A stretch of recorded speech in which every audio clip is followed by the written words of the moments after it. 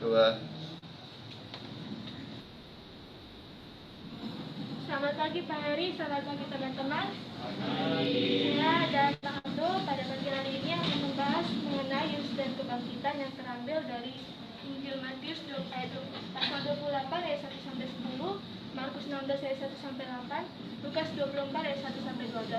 Perlu kami tegaskan bahwa di pembahasan presentasi kali ini kami mengambil setting tempat di kuburan.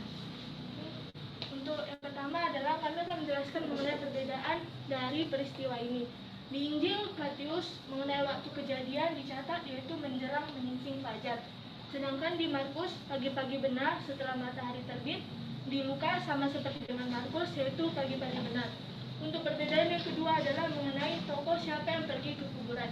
Di Matius dikatakan bahwa dituliskan bahwa yang pergi adalah Maria Magdalena dan Maria yang lain. Di Markus Maria Magdalena, Maria Ibu Yakobus, dan Salome. Sedangkan di Lukas ditambah lagi yaitu Yohana dan Maria Ibu Yakobus. Untuk Maria dari Magdala itu sama namanya dengan Maria Magdalena. Untuk perbedaan yang kedua adalah mengenai kejadian yang muncul di makam Yesus. Di Matius diceritakan pada awalnya terjadi gempa bumi, kemudian tiba-tiba seorang malaikat turun dari langit, dan kemudian malaikat itu menggulingkan batu kubur dan duduk di atas batu tersebut.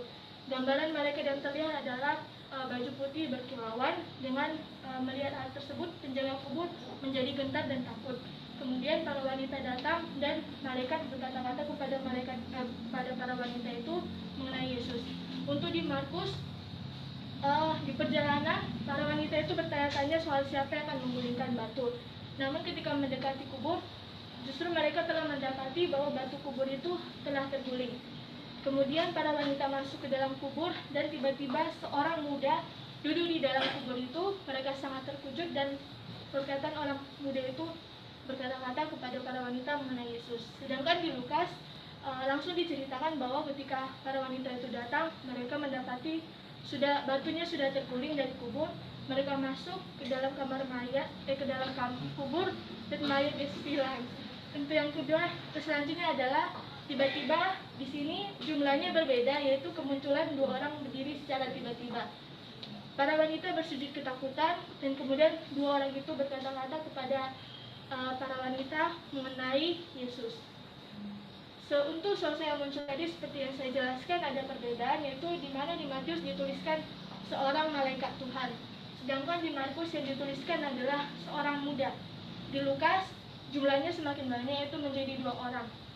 Untuk perbedaan yang terakhir adalah mengenai perkataan Yesus. Di Matius dijelaskan bahwa ketika para wanita itu pergi dari kubur, Yesus bertemu dengan mereka dan berkata-kata kepada mereka, "Salam bagimu, jangan takut, pergi dan katakanlah kepada saudara-saudaraku supaya mereka pergi ke Galilea, dan di sanalah mereka akan melihat aku." Sedangkan di Markus dan Lukas tidak ada ditulis mengenai perjumpaan dengan Yesus. Untuk setelah perbedaannya, selanjutnya adalah persamaan. Di sana dikatakan bahwa sama-sama setting waktunya di hari pertama minggu. Untuk tokonya juga sama-sama para wanita. Tempatnya, lokasinya kuburan, gambarannya seperti ini. Dan kemudian dari ketiga Injil, pesannya adalah sama-sama menyampaikan bahwa Tuhan Yesus sudah bangkit. Kemudian posisi kata kunci. Oke. Baik, kita akan masuk di eksposisi kata kunci. Kami berfokus pada kata-kata yang kami berikan tanda kuning ini ya. Untuk Matius kami berfokus pada kata menyingsing fajar, dan ketika kami melihat kata ini di dalam bahasa Inggris memakai kata begun to dawn. Jadi masih sama artinya ya. Kemudian dalam bahasa Yunani-nya memakai kata epiphosko, yaitu hampir mendekati fajar menyingsing itu. Sedangkan di Markus kami melihat ada kata yang terkait waktu ini. Kami melihat ada kata pagi-pagi benar dan kemudian setelah matahari terbit. Untuk kata pagi-pagi benar ini KJV memakai kata very early in the morning. Jadi masih sama maknanya, yaitu pagi-pagi benar. Kemudian dilanjutkan the sun had risen. Artinya matahari itu sudah terbit. Digambarkan di Markus matahari itu sudah terbit. Nah, ketika kami lihat juga di dalam bahasa Yunani-nya, Kata sangat pagi-pagi benar itu artinya sangat pagi-pagi, lian proi. Kemudian setelah matahari terbit itu memakai kata anatelo helios. Jadi Markus menggambarkan suasananya adalah pagi-pagi sekali, kemudian matahari sudah terbit. Lantas untuk Lukas, kami memakai kata pagi-pagi benar. Bukan kami, sorry. Lukas memakai kata pagi-pagi benar. Di dalam KJV memakai kata very early in the morning. Kemudian untuk kata Yunaninya memakai orthros yang menunjuk pada makna pagi-pagi benar saat fajar.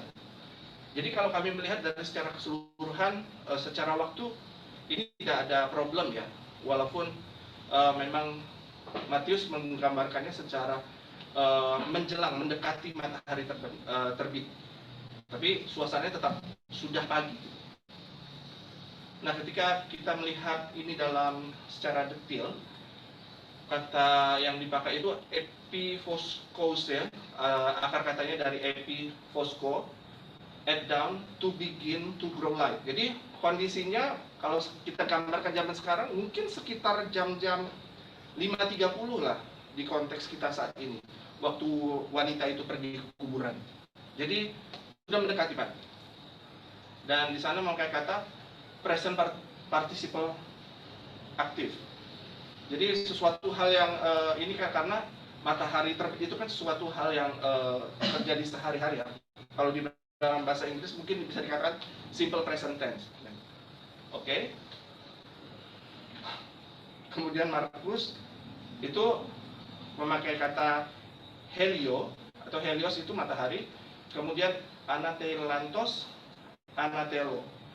Jadi Markus menggambarkannya pun sama. Jadi suasananya masih pagi hari, awal-awal matahari terbit. Jadi tidak jauh, sekitar kalau dalam konteks kita sekitar jam 5.30.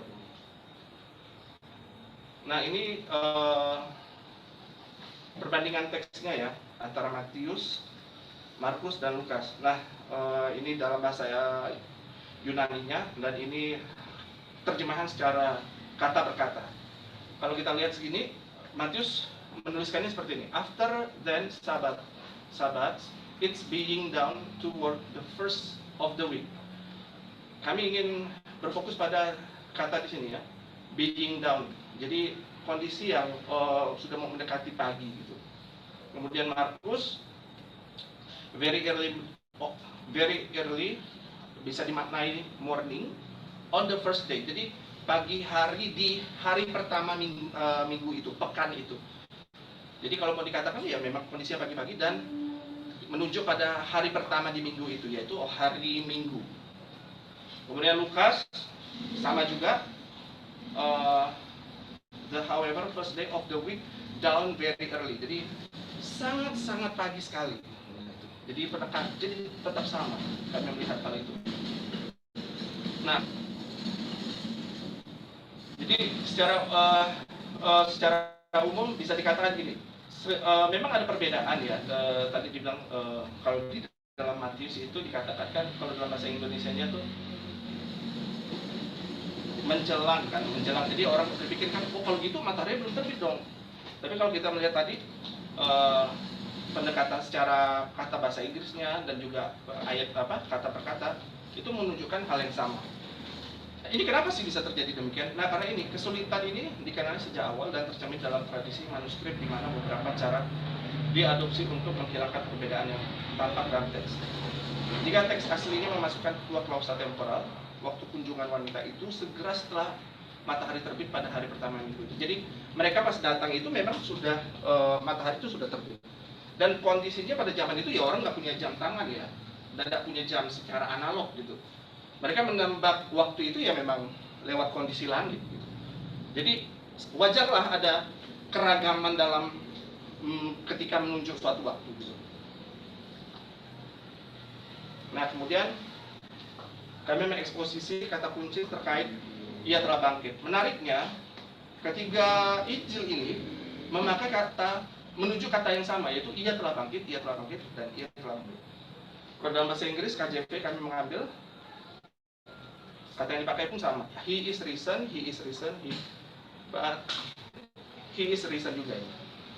Nah, Yunani-nya egero, dan egero. Dalam bahasa Yunani, kata egero itu memiliki arti to waken, to raise up, bangkit gitu ya, bangun. Dan memakai kata verbnya itu, tensesnya adalah aorist indikatif pasif. Nah, aorist ini adalah menunjuk suatu kata kerja di mana sesuatu itu terjadi satu kali, tapi berdampak untuk suatu yang jangka waktu panjang. Misalnya kalau dalam konteks bahasa Indonesia mungkin, ataupun dalam kehidupan manusia itu, misalnya kita lahir itu pasti memakai tenses aorist. Kenapa? Karena kita tidak mungkin kan lahir pertama, lahir kedua, lahir ketiga, hanya satu kali, tapi berdampak untuk seumur hidup kita.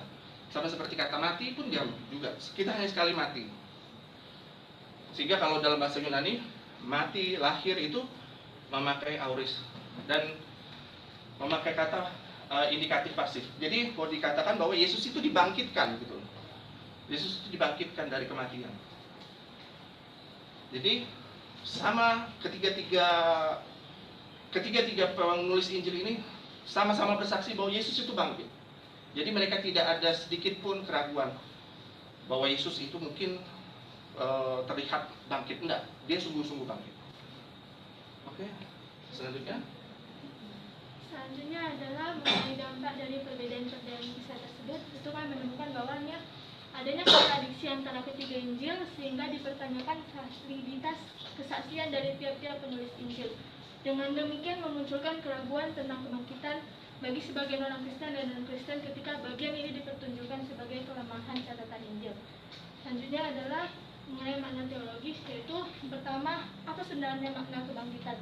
Di sini kebangkitan adalah fondasi utama kekristenan. Jika banyak sekali orang yang meragukan mengenai kebangkitan, dan perbedaan ketiga Injil ini seringkali dipakai untuk membuat orang-orang menjadi ragu mengenai kebangkitan. Namun satu hal yang harus kita ketahui dari tulisan Paulus, yaitu dalam 1 Korintus 15 ayat 13-14, kalau tidak ada kebangkitan orang mati, maka Kristus juga tidak dibangkitkan. Tetapi andai kata Kristus tidak dibangkitkan, maka sia-sialah pemberitaan kami dan sia-sialah juga kepercayaan kami. Jadi ini membuktikan bahwa kebangkitan adalah fondasi utama kekristenan, dan hal itu benar-benar terjadi. Yang kedua adalah mengenai sebenarnya apa makna peran wanita, kenapa harus wanita? Perlu kita ketahui bahwa di zaman dahulu wanita sangatlah tidak berpengaruh. Mengenai kesaksian mereka juga sangat tidak berpengaruh. Namun mengapa ketiga Injil ini tetap menuliskan para wanita? Namun jika kita kira-kira, mungkin bisa saja mereka menulisnya para lelaki agar semua orang lebih percaya mengenai kesaksian ini. Nah, dari sini kita membuktikan bahwa ketiga Injil ini menuliskan secara benar, secara jujur, meskipun kesaksian itu berasal dari para wanita yang tidak dipercaya pada zaman itu. Dengan melihat banyaknya dampak dan perbedaan-perbedaan, kami membuat beberapa solusi persoalan. Yang pertama adalah, jika dilihat dari ketiga Injil sinoptik, peristiwa kebangkitan merupakan hal yang kompleks serta memiliki implikasi yang banyak untuk dicatat oleh satu penulis. Jadi, peristiwa kebangkitan ini bukanlah hal yang sederhana. Jadi tidak mungkin ketiga penulis ini dapat menceritakan suatu hal secara detail kata per kata, itu bukanlah hal yang mungkin. Baru yang kedua adalah, meskipun ada perbedaan, namun yang kita lihat tadi banyak elemen penting yang sama, seperti setting waktunya tetap di kubur kosong, tempatnya di kubur kosong, perjumpaan dengan malaikat, dan kesaksiannya adalah dari para wanita.